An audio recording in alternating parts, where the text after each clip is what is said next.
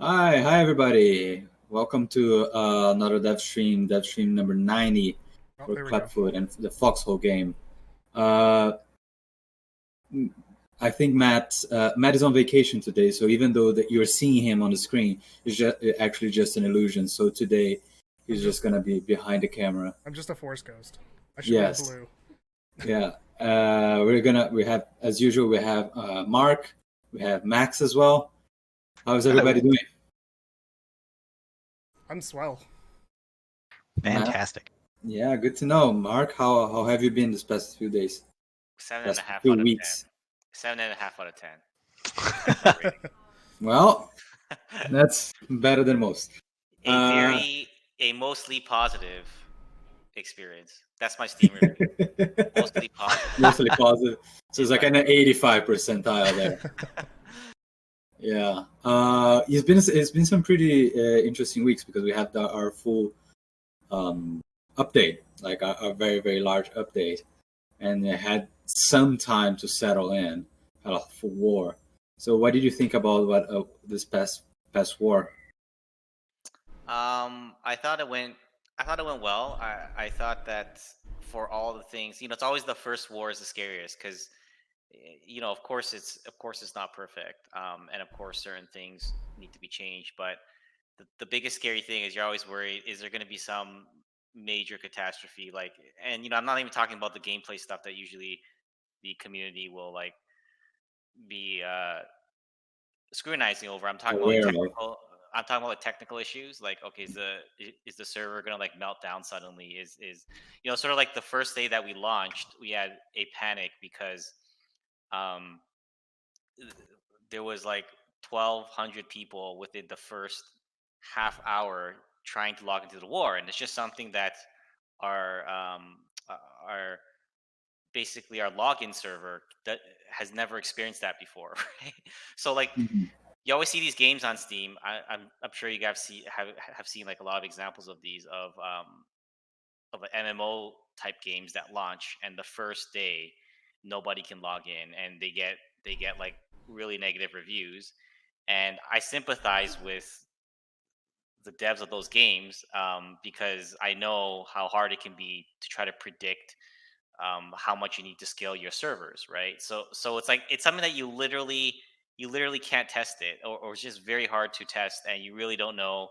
You don't find the problems until there are 1,000 people all trying to slam into your server at once. And what happened on the first day was there was a hiccup in the network, and when that happens, everybody logs off, and at that split moment, everybody's trying to log in all at once, and it's literally like trying to pour down 5 liters of water through a funnel or a straw in like Yeah. one split second. You're just jamming all these people through this really thin pipe, and obviously there was a bit of like a meltdown. But luckily, we resolved it within like half an hour or something. It was great, and knock on wood, I don't want to jinx it, but since then, we've had a couple of server hiccups here and there, but nothing that wasn't resolved within like 15 minutes to half an hour. We had a little bit of an issue last night, um, but other than that, and that lasted about half an hour. But other than that, it's been not too bad, right? So it's always I like to talk about the technical side because we already hear so much about the gameplay side outside on FOD on like the Reddit. So I love, I want people to understand what also happens on the inside here, right? So Hmm. Yeah, that makes sense. It is a lot of it is the kind of stuff that people don't get to see, but it has such a huge influence in the game. It makes yeah, sense to talk a little bit about it because it's actually the first thing that they experience. It's like, oh shit, I cannot even connect or the queue or whatever. But hopefully we learned a lot from the past 3 years, 4 years of doing the world conquest, and I think things nothing is perfect, but things are much better. At least, yeah. yeah. Hopefully, I mean, we have a lot of experience going into 1.0. We have had a lot more experience in scaling our servers, and scaling our backend. So Hmm. hopefully, again, like I hope it won't be experiencing what a lot of other games out there experience, where I really feel for them, right? Like on the first day when 5,000 people slam into a new game on the early access, you know, whatever the latest survival massive multiplayer game is, and then you just like look at it and you're like, oh yeah, nobody can log in, their servers are screwed. And it's like, anyways, enough about that. Yeah, let's talk about what's coming up. We're gonna have our community highlights preview. Mark's gonna be the one driving it, but it's gonna be me and Max. For the people that don't know, community highlights preview is, as the name says, a preview of all the cool things that the community made, and then Max put a giant blog post later on the week that has everything plus much more. It has videos, has other written stuff, several illustrations and images that don't get to be put on, and this is just like a little bit of an appetizer for that blog post. And if you have a chance, please check it out. So we're gonna start with this one by Van or V444N. I don't know. It's like a really crazy edited screenshot. Yeah, is this in game? It looks like in game. It's in game, but it definitely looks like a lot of Photoshop work went into it. Yeah, post-process, right? It looks awesome. Yeah, it's definitely in game. You can see the green tint of the shadows and the red tint of the shadows. Yeah, it looks amazing. It's kind of cool that you get to see like some of these images. It looks like a battlefield. Like the really high con. I'm actually surprised at how much like the smoke holds up, just like from a personal point of view. It's I'm surprised it actually like pops that much. It's cool to see. I love this kind of a screenshot tool in the game that just did this. Yeah, like a photo mode, like yeah. It's cool. It's a photo mode. Like maybe we always have that problem when we are doing the trailers. For instance, like I saw the comment by Canadian Fox. I was like, oh, maybe we should be able to turn off the shadow, like the red shadow and the green shadow from yourself. It's a problem that we run when we are doing the trailers as well. And if we ever in Foxhole 1.5 or something put a photo mode, maybe that's something to turn off. Well, I think it'll be really cool to have even a mode where you can zoom in the camera a bit, and especially if we when we start taking a look at things like uniforms, I think it'd be really cool if you can zoom in and sort of see all the details, because there's a lot of detail in the game. Like you can zoom the camera in like by 200%, and it's still all the assets like completely hold up. You know, it's not quite high enough fidelity to maybe be like a first person shooter game. Yeah, but the game was not made for that. But it wasn't made for that. But it's the assets are like high enough that you can zoom in a lot. So yeah, that's pretty cool. Next one. Oh, Mummy once again. Oh my God. Is this just all by one person? Yeah, Mummy is just fantastic. They make so much art, and all of it, different styles, like funny stuff, funny chibi stuff, like regular more traditional art, as you can see on the bottom right. Like the anime style kind of looks like forgot the name of that. It's gonna sound very wrong. That anime that has like little magical girl Hitler. Oh my God. Jesus Christ. What? Yeah, I know. What? We're just going to sound really, really bad. What's the name? I forgot the name. Tale of Tanya the Evil. That's the name of it. Like the eyes and everything look. Yeah, Tale of Tanya the Evil looks like very, very much like that. And I like the little like gunboat on the top right there. Yeah, it's fun. It's funny because we were just talking about vehicle variants this morning, and we were specifically talking about the possibility of more water variants. And I was just like doing some searches for some random like references, and like one of the boats I saw actually looked a bit like that, like that variant at the top right corner. Just yeah, it's really cool. It's really, really nice. I really like one of the things that always impresses me about Mummy is that they managed to, like, you can see the evolution of their art style, of their quality.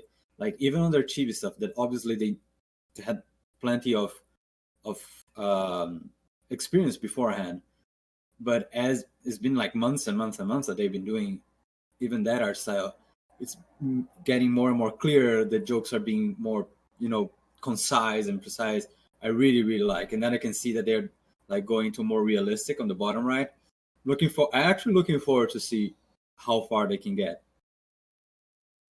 Cool. Bob Semple. Oh my god. Continues to do this cool diorama stuff. Yeah, miniatures are always like a treat. Yeah, there's actually a couple of other pictures on the creative discussions channel, but I picked the ones I liked the most that gave it sort of like an overview. But these are always really cool. This one, I think he mentioned in the chat that he's experimenting with water and the resin for the water, and it looks really good. It looks really, really good. Yeah, I saw some. Go on. Is that the field AT? And on the right, what is that on the right? Is that the field station? No, I think it's a Nebelwerfer. I think is it? Yeah. Okay. It's really cool. Like miniatures always impress me because they manage to get, it's a physical object, so they're using pre-prepared most of the time pre-made miniatures, and they're modifying it and changing it to be in a Foxhole setting. So it always impressed me, and it's pretty clear that like Bob is like really flexing his miniature muscles here. Fun fact: Adam and I, when we talk about the way we sort of design the world, we do it often with a lot of inspiration from minis. Even the water, we looked at a lot of references of like miniature resin water to make the new updated water. So it's actually really funny that's like the look where like it's sort of a mix between like real world and like a miniature thing that we're trying to achieve, and then there's and then we get like actual miniatures, which is pretty cool. Like it's really interesting to see it kind of go both ways. Looks so good because it looks so amazing. Yeah. Louis Chan is another one that has been like pretty prolific nowadays.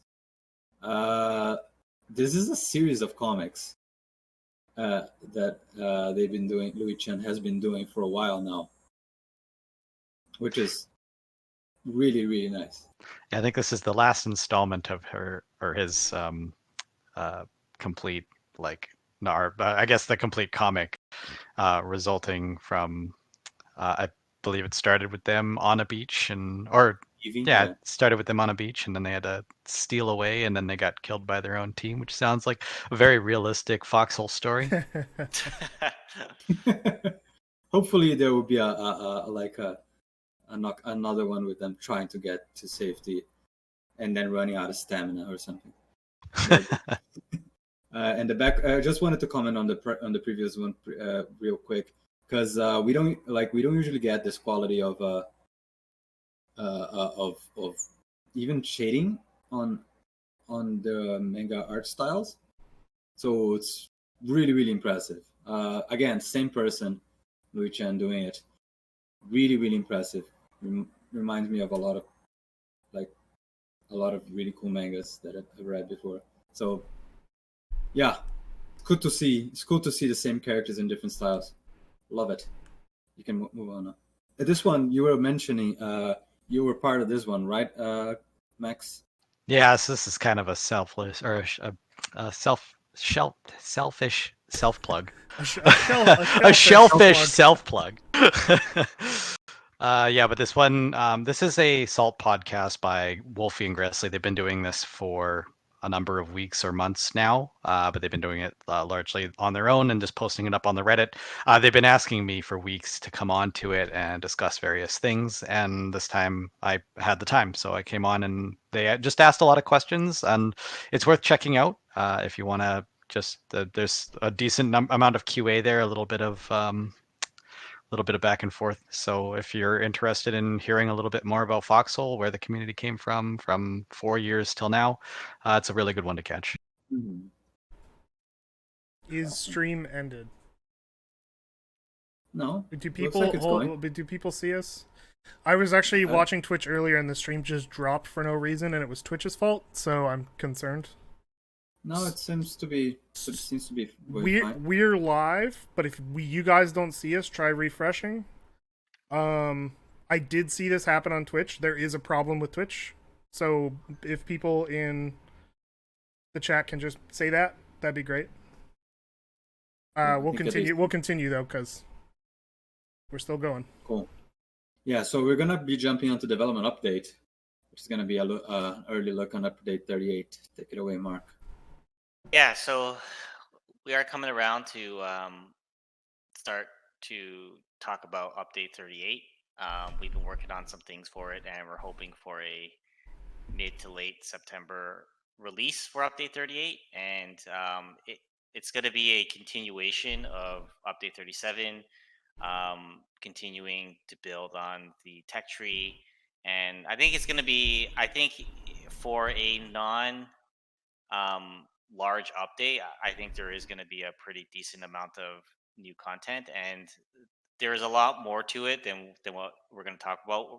We're actually only going to show like a few very small things, and hopefully the rest we'll be able to talk about in the dev blog next week and maybe the stream after. So take this as just a very super early look. But before we get into those features, we did want to go back and give a little bit more insight on the tank armor and subsystem feature from update 37, where we felt like um, we failed to explain a few things that we probably should have. So if you want to take this away, Max. Yeah, sure. Yeah, so one of the things that came up on this stream with Wolfie and Gressley was they were talking about these armored vehicles, and some of the things they said surprised me because there was a lot of misinformation floating around. And not to fault them, my understanding is that this is not just isolated. I think a lot of players are sort of confused about how the mechanics work, and so I just wanted to cover this real quick so that there's less confusion. But my hope is that this information will get disseminated by the veterans to the newer players. So hopefully you guys pass this along. We're not going to get too in depth about the actual like mechanics, the actual like I guess the math equations, for example. I know some of you would love to get your hands on that. We're not going to get into that in depth, but there are some things that clearly have been missed. The main one being that a lot of players, I've been told, some players aren't aware that there are hitboxes on these vehicles. This is probably because in a lot of other games, vehicles typically have a direction. They will have like you shoot it from the rear and it's less armor, or from the side and it's less armor. But in our game, we do have a little bit of that, which I won't get into. But more importantly, we have actual hitboxes. Some of you have stated that, it seems like this is just pure RNG. If I get a track, then it's game over. And it seemed unfair. But what maybe some players weren't aware of is that you can actually shoot the track. What's more important than that is that there are weapons that are specific to these specific areas. The sticky bombs came up as an example on the stream. That some players seemed confused that I threw a sticky bomb at a tank and it did nothing. It just bounced off. And the reality is, the reason why it bounced off was because it didn't hit the track. So some weapons, like sticky bombs and mines, are intended for hitting specific parts of the tank.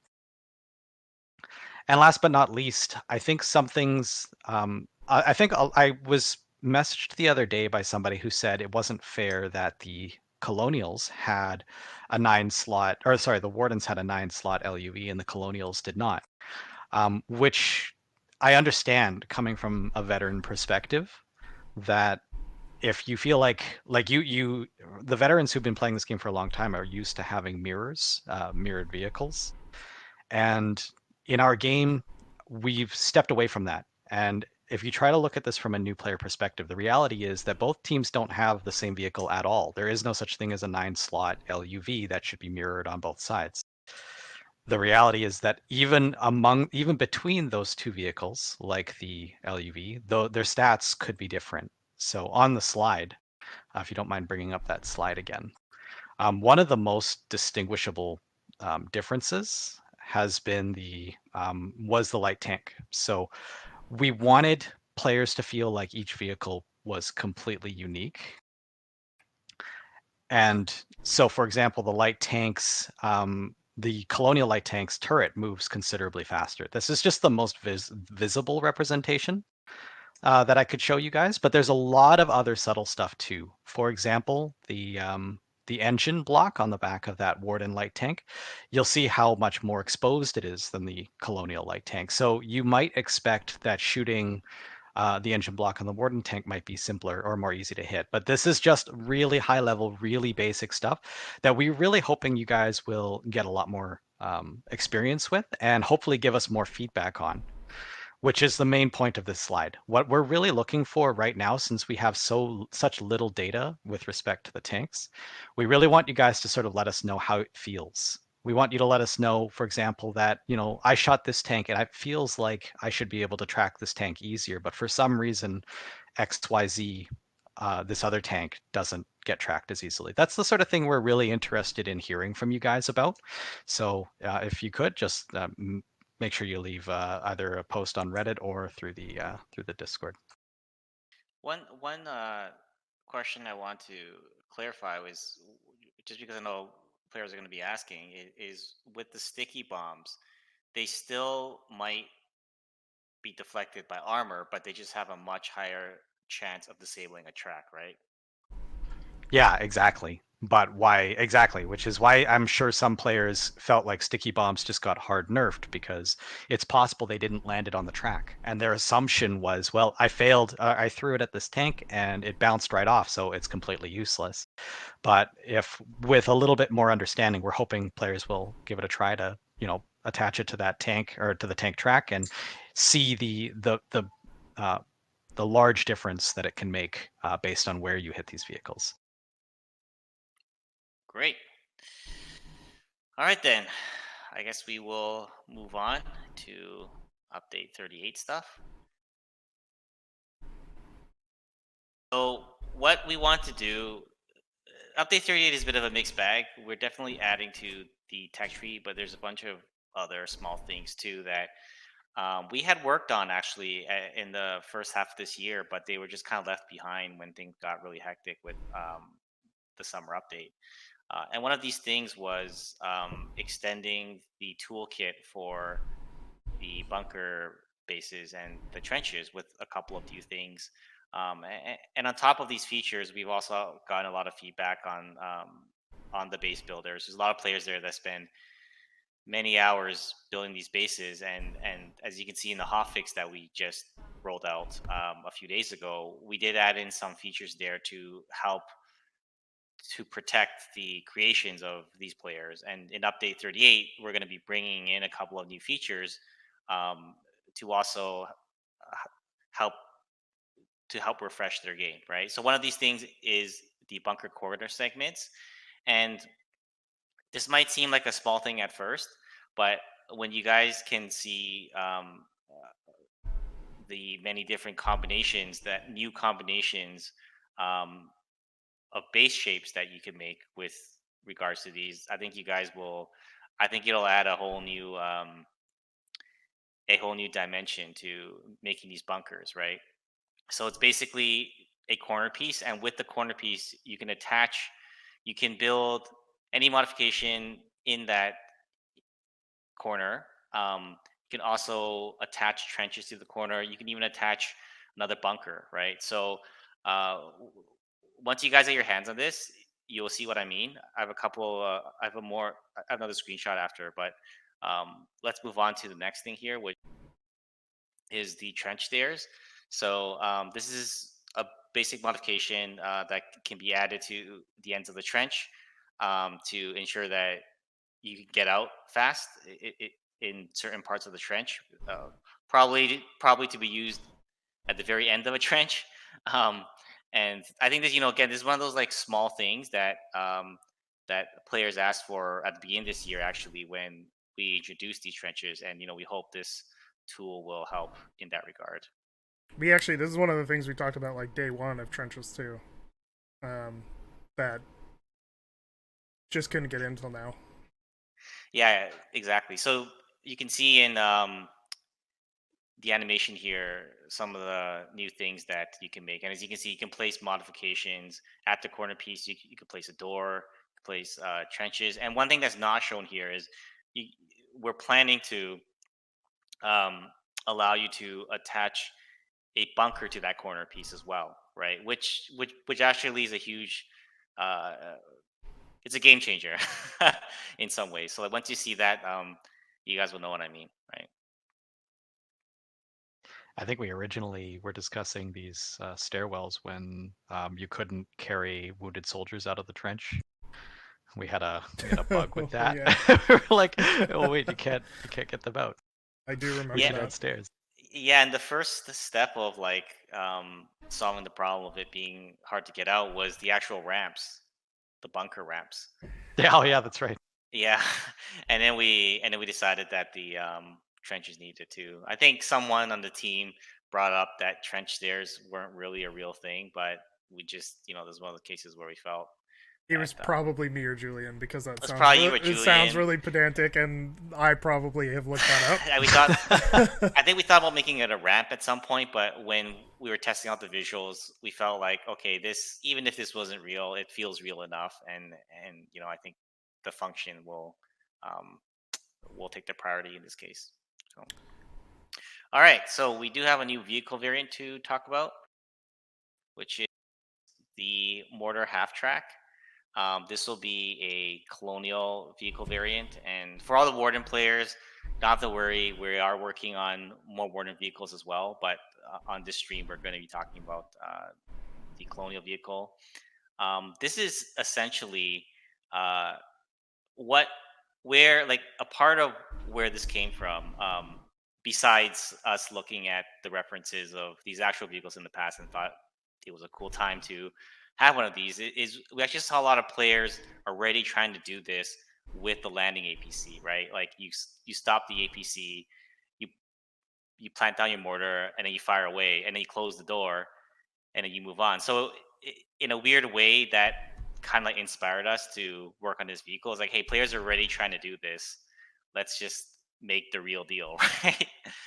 The one cool thing is it does have a commander hatch for spotting. And it works similar to the AT half track. It does have a rotating seat, and in terms of how much it can rotate, that's something that we're still figuring out. And it does have the right now the range. Obviously, some of these things can change, but right now the range is going to be similar to the handheld mortar. Yeah, I don't know, Max, if you have anything else you want to add to this one. Yeah, no, not really. I think that our hope is we want to keep you guys' expectations reasonably low. We hope you get excited about it, but I don't want you to expect much more than just a mortar in the back of a hack track, because like Mark said, this is something that you guys are already doing. We just wanted to create a vehicle that felt more appropriate for the action. And hopefully it will find itself a niche role in the meta. Can I just say this is a really nice render? I haven't seen this yet because I've been off. Yeah. It's real cool. Yep. There's another render. You can see more of the interior of the back. And that's about it. For now. There's a lot more to update 38, but that's it for now.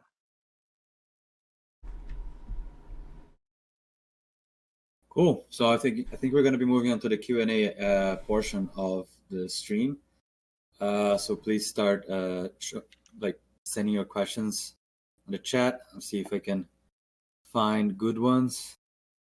If not, then we're just going to talk about whatever. Oh, cool. I don't have to find questions. Great. I mean, thanks, if HP. you want to, feel free. No. I'm going to start with a simple one. To Mark, will there be cake for Devstream number 100? That is 10 Devstreams from now. I think it's too far. Yeah, I think so. I think it's a good idea, but I don't know how we're gonna get a cake split up and sent all the way to Vancouver and you guys' other houses. Spoiler: the cake is a lie. You know what though? I think I never even thought about that. Time flies, HB. I think I know, right? we should figure out something special. We did something for 10 dev 50. I don't streams remember is what we did. it's 20 weeks from now. It's half 20 a year weeks? from now. Okay, we don't need to worry about this. This is like Yeah, it's 20 half a year almost from half now. a year away. Wait, is Yeah. that before the end? No. Yeah, that's is that I before the think end it's of the year? just before the end of the year. Ah, well that'll work out, right? Maybe. Yeah. True. I have a question in here. Very specific. A very specific question. What if foxholes would be active on tier 1 bunker bases and encampments and stay AI active when a reduced range of 40 meters? So the idea is to remove the amount of people in the front, right? So it's active on a tier 1 bunker base and encampments, but stays AI active with a reduced range of 40 meters. I think they want to have like more foxholes back. Are we having foxhole back? So like more like basically, if I'm understanding the question correctly, it's to reduce the range of AI but have them always active at the back line. Yeah, I Is think that that's where sort of he's the getting at. Yeah. um yeah, I think the thing we were trying to balance with the provisional garrison was we wanted to make it so that players weren't ever blocked at trying to do something. So, we everyone kind of forgot about the facility efficiency system just from a couple of months ago that a lot of people hated and did have a lot of flaws, but it was trying to solve the snowballing issues, the night swing issues from the past, but it did it in a way that seriously impeded players trying to pull off some sort of like operation um, that they were planning. So if you're if it was like Warden weekend and there was like a huge like Warden operation and your faction ran out of facility efficiency, there's nothing you could do, right? You couldn't get any like AI or anything. Or if you're planning like a beach landing, it's the same thing. You do your beach landing, you capture the town, and there's no way you can get your foxholes up. But so what we did was we didn't want to lose the benefits of efficiency. Um, which for all the new players was this old system that we had that was a gate on making things like like making Foxhole shoot. Um, with this new system, now you can do it with the provisional garrison, right? So there's nothing stopping you as long as you have a decent number of players in your operation. You're always going to be using it, right? So if we suddenly said, okay, you don't need that anymore, then we might be bringing back the old issues of the night swings and the snowballing.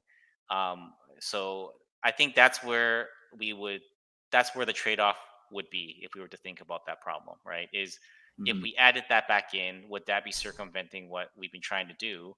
And I think so far the base upgrade system has been working fairly well. Like all things in Foxhole, there are trade-offs. It's not going to be perfect, but I haven't heard too much negative feedback on it, and I think that from the operations that we have seen, it has been working fairly well. Like for example, there's a huge beach landing that happened at the very end of the last war, which is actually I think we missed talking about that, which we really should have at the end of the last war, literally in the final hours.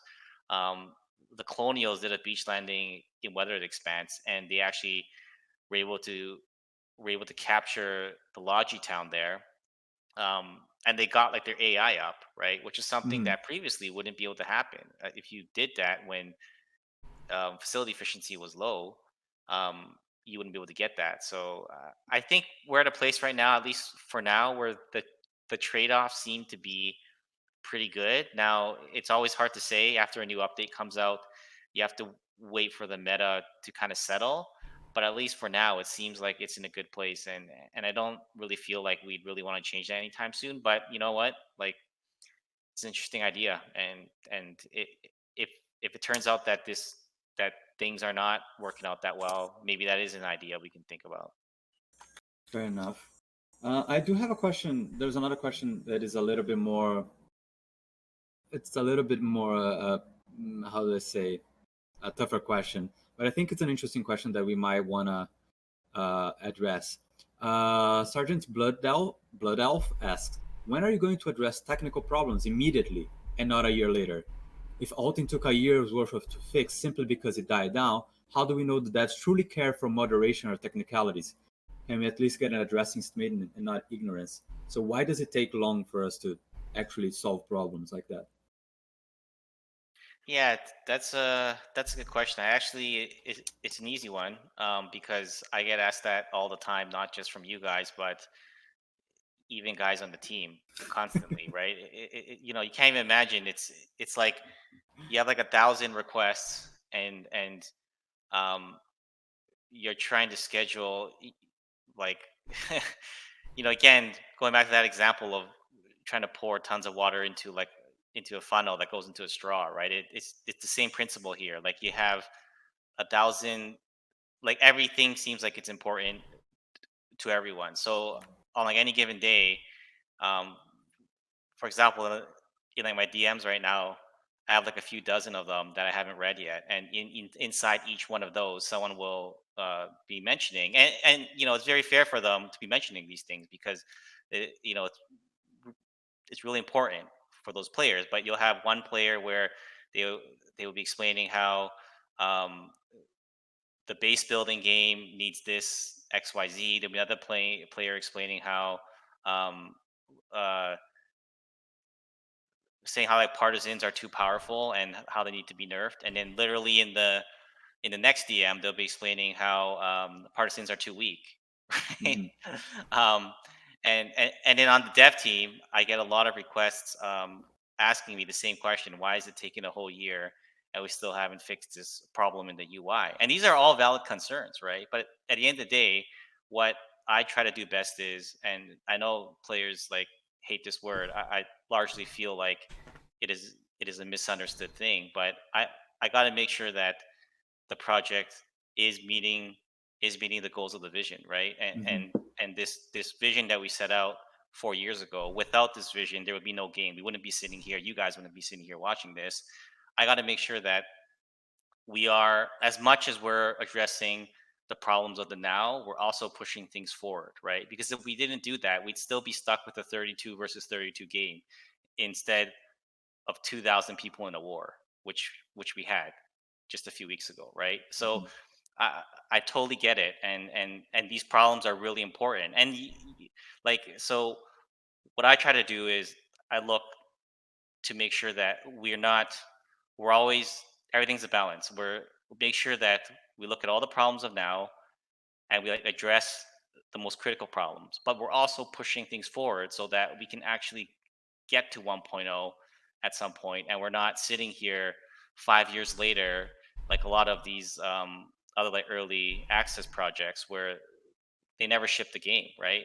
If you're drowning in issues of the now, you're never going to get to the features of tomorrow, right? So it's a balance, right? We got to address some of the issues now, and we got to push forward into the future. Now, having said all that, one thing I do have to say is I do think that we did make some mistakes, right? It's not perfect. We definitely made mistakes, and I think that turning off family share was something that we should have done a lot sooner, and that was my honest mistake. I you know I we in fact, some people on the team, they were they were sound they were sounding the alarm on this a few months earlier, and we tried to schedule it in a few updates ago. In the spring was when there was like a lot of noise on this, and I was like, okay, we'll get it into the summer update, right? And in the summer update, there was so much work, we got super like, overwhelmed, and then it didn't make it in until now. And you know what? In that case, that was a mistake in the scheduling, and these things will happen, and we're not like perfect, but but that's sort of how the decision process works, right? So hope that at least gives some information there. Cool. You mentioned balance, and there was a couple of questions regarding balance, but more on a game level. For instance, and I think the question might be a little bit more to Max, but also to you, Mark. Laharov55 is asking how we will solve the constant claim that one side is biased in regards to another, considering that the vehicles now are asymmetric. So how do you balance that for 1.0? Are we just gonna be tweaking forever until we find like a common ground? How is it gonna be? The game's perfectly balanced. I don't know what you're talking Yeah, about. I don't know. What are they talking about? 100% balance, and we have no bias whatsoever. Okay. Honestly, we are going to be like, you guys need to put yourself in our shoes. I understand where that complaint comes from, where it seems like we may have a bias one way or another. But the reality is that the game comes first for all of us. It's not a question of faction. I know for you guys, maybe it is. It's about faction loyalty, being Wardens greater than the Colonials or Colonials better than Wardens.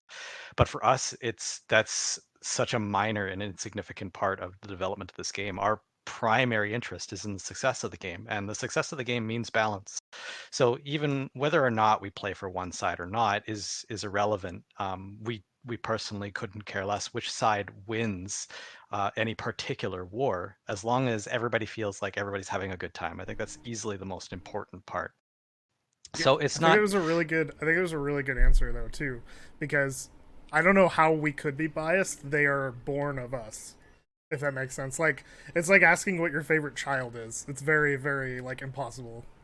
Yeah, I Yeah, think they're exactly. It's they're a perfect asking more. example, Matt. I think they're asking more in regards to the feeling Yes, of of being course. biased and the players perceiving as being biased than us actually being biased, because I don't Well, think anybody actually thinks that we are biased. I think Johnny Colonial should go to college, and then Oh, but a little warden over there is just gonna go to work in the market or something. I don't know. Like that's a mentality that I don't think we'd ever have. No, Also, and I think that we get like when we're coming up with these vehicles, we get so excited about like both factions. Like it's it's crazy because like someone on a team will post something new that they worked on, like some new piece like concept art or like a model, and then everyone is going to latch on and get so excited about that, and suddenly that vehicle seems like, oh man, this vehicle is like too cool almost, right? It's not really fair for like the other faction, but then we'll make something for the other faction, like, oh, now this one is too cool. So it's like we get, I don't know, like it'd be funny to see some of the conversations that we have, but like we get sometimes I feel like a kid again, honestly, mhm. like when I see these vehicles. Yeah. Anyways. So yeah, we have a bunch of people basically talking about something that we introduced on 37, which is the new type of tech tree. There's several questions. A lot of them are talking about, well, some people might feel like you have to go with the majority, otherwise you're slowing down the tech tree, so it's causing faction in fight now. Some people are saying, like, some people are asking, did you guys think that it filled what we uh, promised you would do, like what we put it up to be? What the wording is like. Did we fail the goal, or are we happy with the goals that we're trying to achieve? Like, did it work the way we wanted? Because since we even didn't like the auto tech tree, should we go back to being automatic? What is, like, I think it's a little bit early, but do you think is the first, like, impressions of how it worked?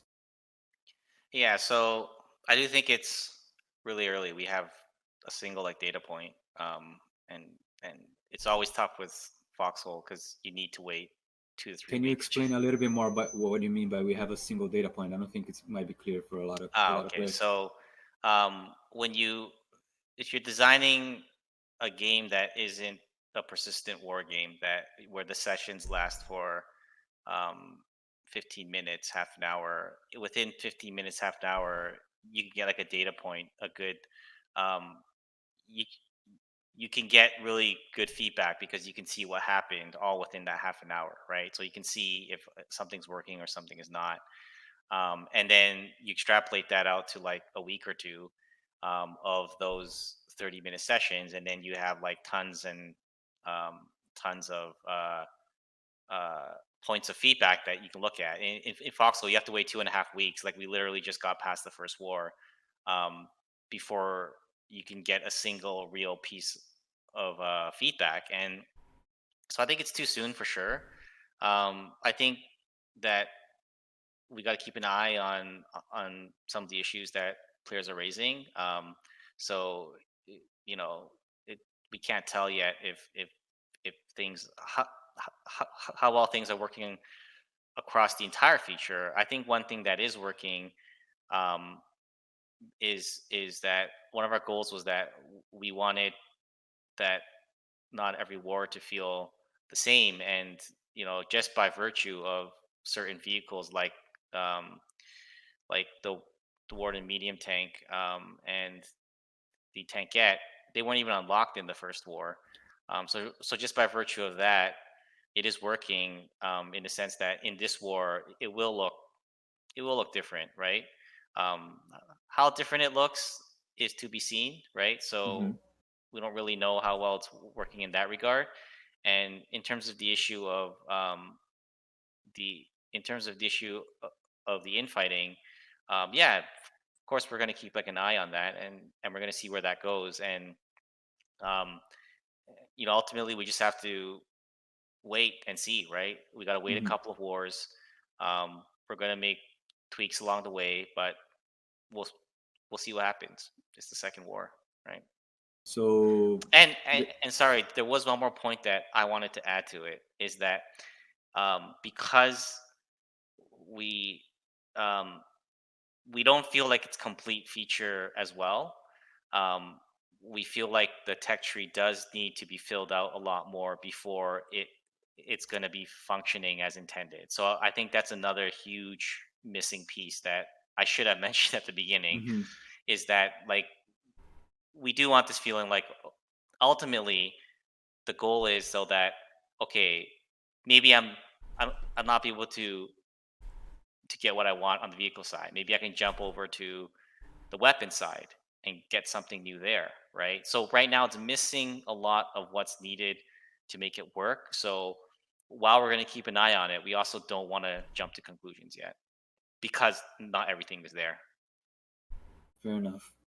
There was a couple of comments as well. Would you guys would we ever consider changing it again for the third time? Perhaps even smaller changes, like instead of being the prototypes working as a threshold system, perhaps each one like it's like a vote. So you make 100 prototypes in total, and at the end of 100 prototypes of that tier, whichever got the most done is the one that actually gets unlocked and things like that.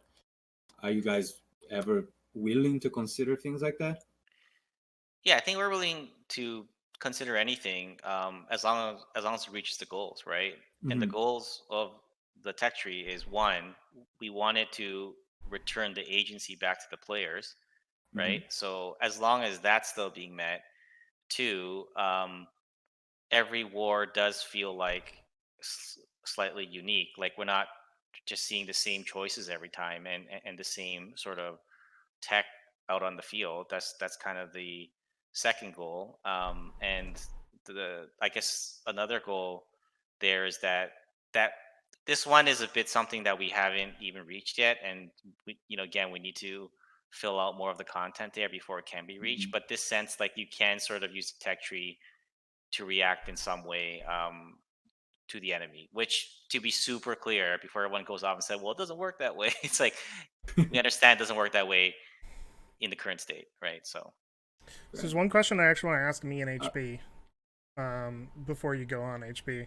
Uh, Rafe asked is it this, the one and the from Rafe? I was yeah, going to ask that question great. right now. We're Yeah, same one. well, So whatever. so any news on Lauren's story? And that's kind of like a separate question.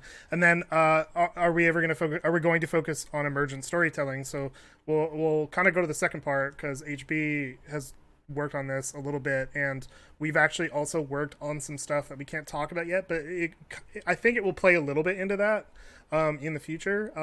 But HB, more emotes and stuff. How do you feel about that? I think I answered this question a couple of times before, mostly on Discord than in here. I absolutely love making emotes. It's one of the most fun things that I can do for Foxhole.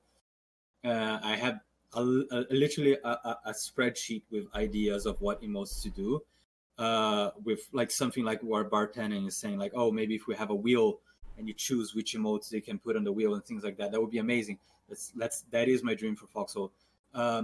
As with everything in development time, is all about budgeting.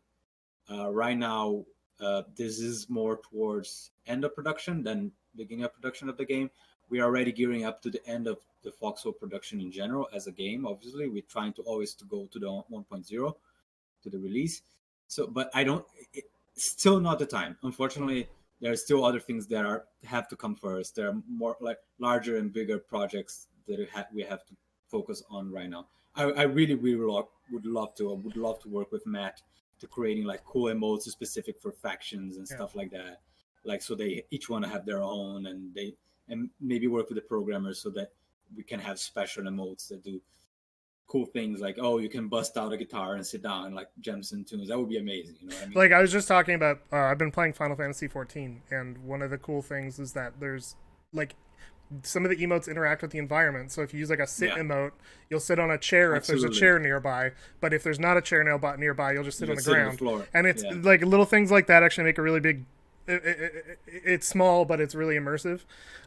Regarding the question about lore, there was also another question that was asked earlier from I Saw a Bear. And he talked about like. I gotcha. We've been working together too long. The question about the lore journal, I really like that idea. I think it's something that's floated around a little bit. It is one of the things that I've kind of pegged as like a thing it's hard for people to track what they found, what they haven't found. So we have some stopgap solutions in the Discord where people are cataloging things and stuff. So I do love that idea, but that's that is kind of like a polish 1.0 feature. That's not early perhaps development even feature. Later, maybe even later. And just so we explain, the idea was that like somebody would come and like we have an in-game journal that players by passing by can actually add to the journal. So it's like very player driven, but it's lore. Oh, sorry, Matt. Are you finished? Yeah. Well, no, I was just gonna say, and regarding like more story and lore, I add new stuff every update, and I try to inject as much into every facet that I get my hands on. So even looking at the vehicle names and stuff, like I put a lot of effort into making sure those have some history. So there's lore and story added at pretty much every update, and regarding like the extended universe stuff, if you're talking about like the Chronicle of Ashes stuff, that there's probably going to be one in like the late fall. That's my goal. So that answers like a whole bunch of lore questions at once. Cool. I'm excited for that, Matt. So there was one thing I did want to mention. That feature HB, which was a dream feature, and this also falls under the category of like, I don't know in the priority of things. Where does it fall?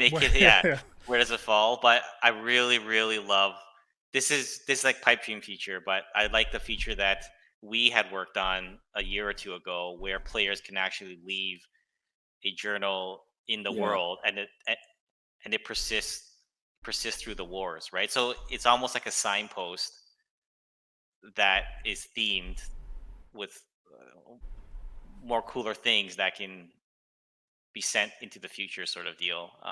I think there's some code in the back end that does support that mechanic still, but anyways, just want to throw that out there. I think, to be honest, we would be even a little bit more open to that now, because I would argue that the signpost addition to the game, as small as it is, was such a success for us. And again, as small as it is, we were actually very afraid of putting in the game because it has such a big potential to be spammed everywhere or to be used maliciously. And even though sometimes it's still done in game, and there are tools in game for people to deal with. Which is kind of like it came from the map posts, and so I think that like it's kind of like a progression. Like we had that idea of the journal like even before the map posts, I think, and by then I think we'll be very reticent to put something like that is completely player driven in game. But now that we did the map post, we did the now we're like, you know what? Players seem to be reasonable. They seem to be using the tools properly and without, So I think that's 100%. That's something that we. I do have I think I have one more question. I have up to two more questions. But one of them is by somebody that is a new player. So it seems to be Ozzy Akiro 47. He's basically asking a question that has been asked before. But when will you guys work on a more concrete tutorial? And the reason why he's asking that is that, like, I'm a new player. Sometimes it can be very frustrating to having to talk to Logic players for 7 hours and try to find a group. Like, that can be good. That can be a great part of the game. But it can also be very, very frustrating, particularly because he wants to showcase the game to other people. So without a tutorial, that makes it much, much harder. So when are we working on a more concrete tutorial? Are we working on a more concrete tutorial? Yeah, I think that falls under the bucket of closer to 1.0, or possibly at 1.0. I think we are at the stage where, I said that 1.0 is probably early mid next year, and we're at the stage where, I said at 1.0 the goal is that we want to reduce. After 1.0 we're still going to work on the game, right? Nothing's going to change there, but and in fact at the beginning it's going to be roughly the same, but our goal is to reduce the amount of huge changes in the game mechanics at that point. Like some stuff still might change, but we want a pretty big reduction in that, so that, version 1.1 is not going to be, okay, well, there's no more factories anymore, now it's something else. Right? Mm-hmm. It's going to be more like, this is the game, trying to build on what's there, and if something's broken, of course we're going to fix it, we're going to change it, we're going to evolve it, and who knows, maybe in the further future we will make changes that are huge for sure. But the See, going back to the Malinash. point, because it's not going to change as much anymore, a tutorial will be more appropriate then. Doing it now might be okay, but there's still a lot of fish to fry before we get there. So yeah. Even in the tutorial that we have, like, that's pretty much something that I just keep up to date. Like, honestly, it was something that I put in one update just so that we had some training area so that you could learn the basics, and I try to keep it up to date. But even as Malinash said, even now there's stuff out of date because we just changed something, and that's the risk of doing it. If we do a really polished tutorial up front and then something changes update to update, it's then that polished tutorial then has to probably completely change, and it can be difficult. So that takes a whole bunch of development time away from the actual update. So it is a tricky situation. I would love a more comprehensive tutorial in the game, and it is, but like update to update, it's really hard to track all the stuff that has to change in that tutorial. So already it is, and that's a simple tutorial. So take that from what you will and extrapolate it to something more complicated. Cool. I'm gonna ask the last question. I think that is the most important question of the whole stream, asked by two people, both Rafe and Galactic. Are we gonna have a dead harvest this year? It's already September. We'll see.